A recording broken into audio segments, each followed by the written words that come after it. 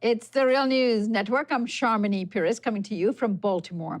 On Sunday morning, the Pentagon announced that it is sending 2 guided missile destroyers near the disputed islands claimed by China in the South China Sea. The move comes shortly after the Pentagon released a report in which it warns about China's new military capabilities and its militarization of the South China Sea. President Trump also announced that the trade talks with China has failed. Trump said that the U.S. will double the tariffs on Chinese goods, which amounts to about 25% on $200 billion worth of goods imported annually from China. That will, of course, be starting this week. It's a very serious blow to China-U.S. trade. It caused the stock markets to fluctuate radically this morning. So joining me now to discuss the Pentagon's report and the latest U.S. incursion into the South China Sea, as well as the implications these failed talks has, is Colonel Larry Wilkerson. He is a former Chief of Staff to Secretary of State Colin Powell, and he is now a distinguished adjunct professor of government and public policy at the College of William and Mary. And of course, he's a regular guest here. So welcome, Larry. Good to hear your voice, Sharmini. Thank you, Larry. Larry, let's start with the South China Sea. What do you think of this renewed show of U.S. force in the region? Is it justified? I think first and foremost, and I know this from my experience, personal experience in the Pentagon, but also my contacts now and my experience with what's happening in the last year and a half with regard to the Pentagon. First of all, this is a budget ploy. Just like the missile gap, just like the Soviets are 10 feet tall, just like the Soviets are well ahead of us in this or that category of armaments. Now it's China. To a certain extent, it's Russia, too. We could talk about that, too. But mostly it's China now. And it's kind of awkward for the military to make these claims, for example, like those you cited, bases. China perhaps has 11, 12 bases. We have 800 bases. They have a long way to go to catch up with us. And you talked about overseas deployments and Navy moving out with aircraft carriers and so forth. We've got a dozen. They've got one at sea, one in the waves, about to come out, and another one perhaps. And ours are so far ahead of theirs that it's 10, 15, 20 years before they even achieve the kind of capacity we have. And on top of all of that, you know, I've said it before, I think aircraft carriers are anything but an instrument of national power, except against countries like Panama or someone who really can't shoot back very well, because aircraft carriers are extraordinarily vulnerable. And we're going to find that out when one of them with 5,000 hands and $14 billion worth of taxpayer monies is sunk in less than 30 minutes whenever we get engaged in something real. So all of this right now, first and foremost, is a budget ploy. They want more money. And that's largely because their personnel costs are just eating their lunch. And second, it's an attempt to develop, and this has something to do with money too, of course, another threat. Another Cold War, another feeding system.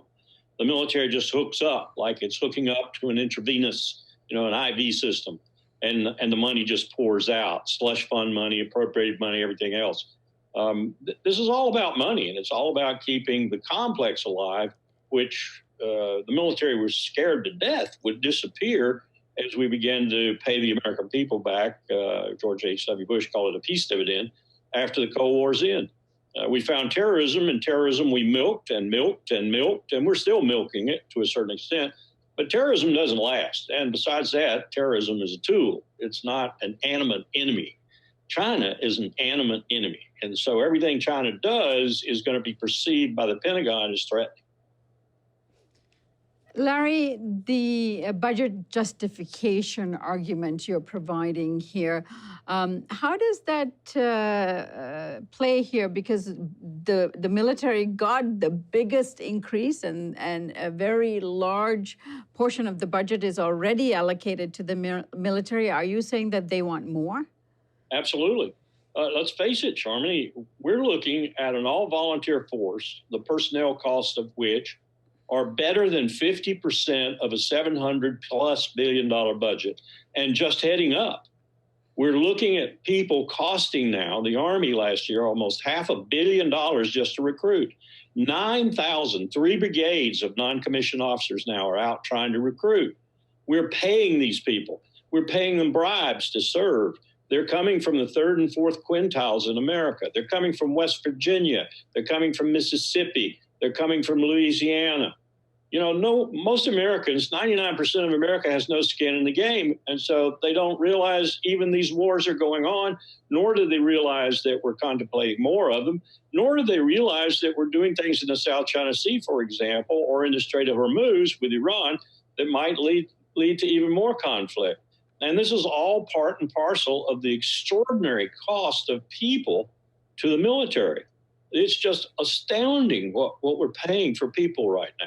You had the Chief of Staff of the Army, Mark Miley, the other day, prospectively the new chairman of the Joint Chiefs, I'm hearing.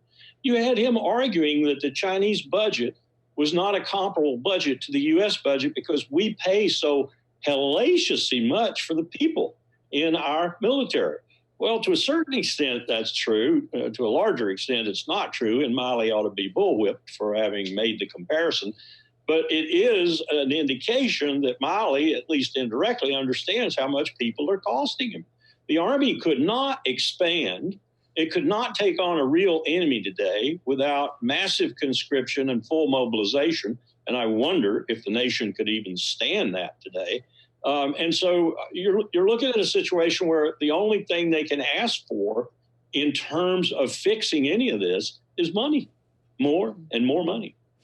Larry, at the beginning, I said that Trump has announced that the trade talks with China has failed and that he's going to be doubling the tariffs on Chinese goods. So what are the implications of the trade dispute along with these military tensions that are rising in the South China Sea? Harmony, if this were scripted by a Hollywood screenwriter and we were looking at, say, Graham Allison and his book, The Thucydides Trap, which, of course, pretends to say, at least, I don't think Thucydides said this, but Graham Allison said this about Thucydides, that rising powers and status quo powers inevitably are going to fight.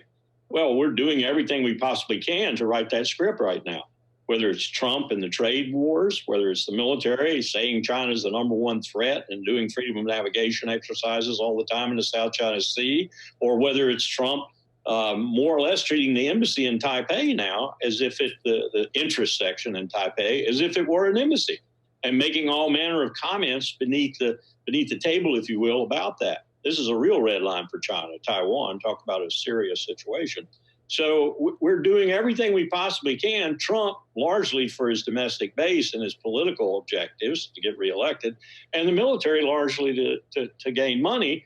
And what we're doing is we're fulfilling all the prophecies that people have said, including Graham, that China and the United States will inevitably fight.